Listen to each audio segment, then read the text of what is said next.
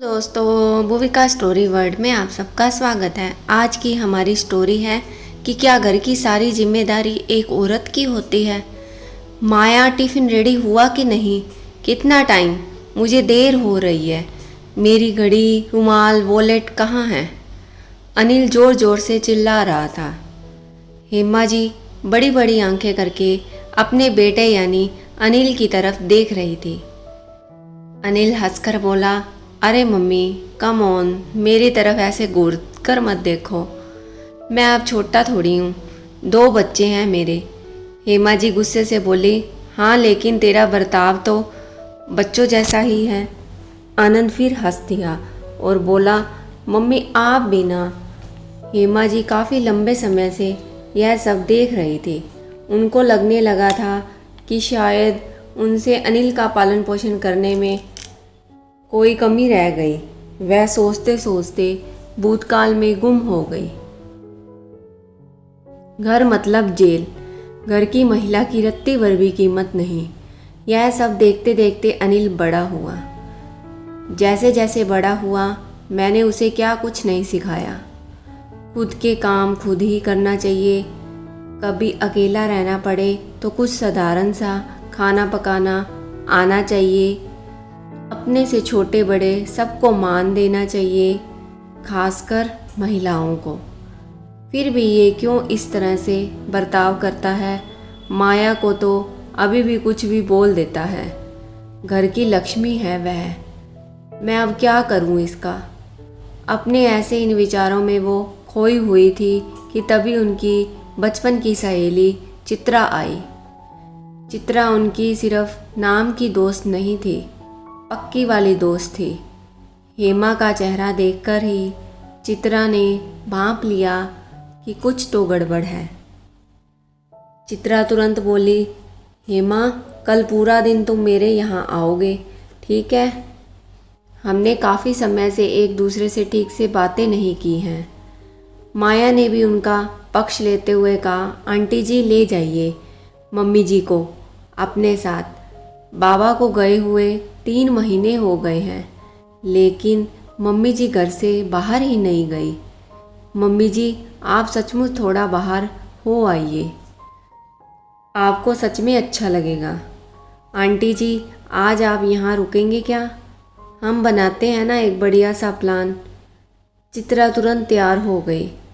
शाम को बढ़िया सा पाव भाजी बनाने के बाद सारा काम ख़त्म करके माया भी सबके साथ पत्ते खेलने के लिए बैठी। चित्रा आंटी माया को बोली, अब तू भी कुछ शुरू कर। इतनी अच्छी खासी पढ़ी लिखी है, घर में मत पड़ी रह। घर के काम कितना भी कर लो, किसी को उनकी कीमत नहीं होती। माया अपनी आंखों के आंसू छुपाते हुए चेहरे पर झूठी मुस्कान के साथ हाँ बोली। हेमा जी ने इस बात को आगे बढ़ाते हुए कहा, चित्रा, तूने मेरे मन की बात कह दी। माया बेटा, तुम सच में कुछ सोचो। तब तक अनिल ऑफिस से लौट आया। माया तुरंत उठकर उसे पानी देने के लिए गई। सबको पाव गरम करके देते देते उसे थोड़ी देर लग गई। चित्रा आंटी ने अनिल को हंसते हंसते कहा, माया को तुम अब पाव गरम करके दे दो।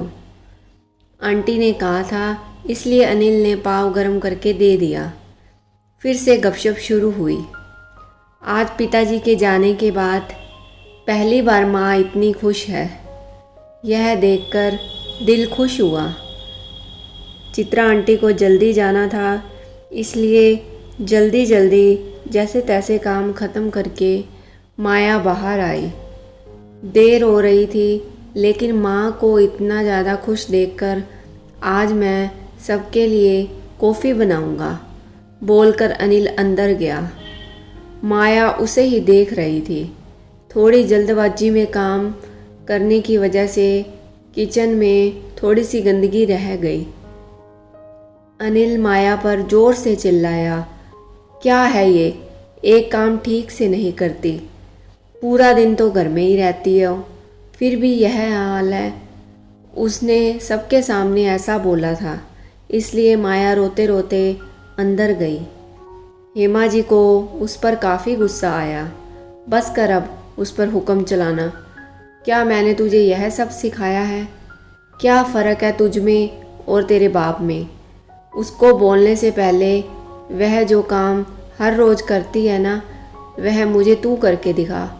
उतने ही उत्साह से जितना वह करती है, उतना ही अच्छे से जितना वह करती है, और बिना यह कहे कि मैं थक गया हूँ। जो मैंने सहा है वह मेरी बहू को ना सहना पड़े, इसलिए मैंने तुझे काफ़ी कुछ सिखाया, लेकिन तू अपने ख़ानदान की परंपरा ही आगे बढ़ा रहा है।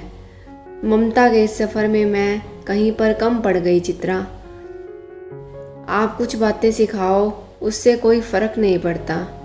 बुजुर्गों के व्यवहार से जो बच्चे सीखते हैं उसी का अनुसरण करते हैं। इस बात का जीता जागता उदाहरण है मेरा बेटा अनिल। इसका अनुकरण इसके बच्चे करेंगे, यही डर है मुझे अब। लेकिन अपनी ममता की राह को अब बदलने वाली हूँ। सास के रूप में मेरी बहू से मुझे जो प्यार मिला है, मैं उसको संभाल कर रखने वाली हूँ। माँ का अलग सा रूप देखकर अनिल को अजीब सा लगा। बहुत दिनों बाद मन हल्का हुआ था उनका आज। सब बोलकर एकदम खाली। चित्रा आंटी ने सहारा दिया था उनका हाथ पकड़कर। हेमा जी बोली, मन पर भार थोड़ा हल्का हुआ, थोड़ा अच्छा महसूस हो रहा है अब। बहुत देर हो गई है माँ, सो जाओ आप, अनिल बोला। सच में देर हो गई है, चित्रा आंटी ने हंसकर कहा।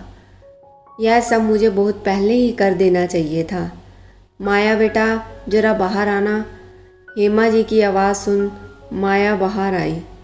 माया, तुम शादी के बाद नौकरी करना चाहती थी ना, लेकिन पुरुष प्रधान हमारे इस घर में महिलाओं को हमेशा कम ही देखा गया।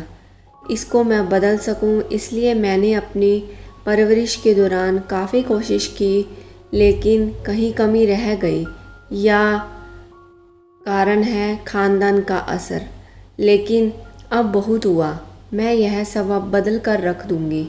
तुम नौकरी करो, तुम आगे पढ़कर पीएचडी करना चाहती थी ना, वह भी करो। मैं तुम्हारे साथ खड़ी हूँ। और रही बात घर के कामों की, तो जब तुम नौकरी करोगी तो सब अपने काम खुद करेंगे।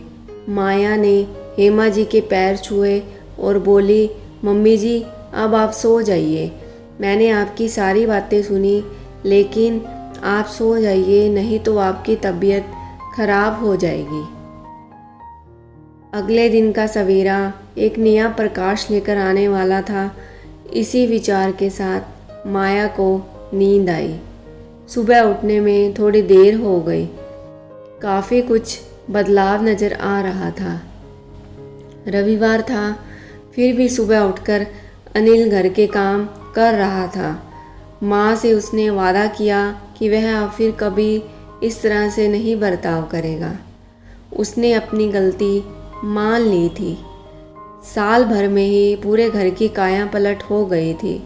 सभी लोग स्वयं शिस्त का पालन कर रहे थे। माया ने अपनी अधूरी पढ़ाई पूरी करके घर के पास ही अपना ऑफिस खोल लिया था। हर व्यक्ति अपनी जवाबदारी निभा रहा था, इसलिए घर के हर छोटे मोटे कामों का महत्व सबको समझ में आया। अपना इस तरह का बदला हुआ घर देखकर हेमा जी को अलग दिन सुकून मिला, और इस बात की संतुष्टि भी कि ममता की राह में वह कहीं पर कम नहीं पड़ी। दोस्तों, मेरी ये कहानी आपको कैसी लगी कमेंट सेक्शन में कमेंट कीजिए। कहानी को लाइक एंड शेयर ज़रूर कीजिएगा, और चैनल पर नए हैं तो चैनल को सब्सक्राइब करना ना भूलिएगा। Thank you.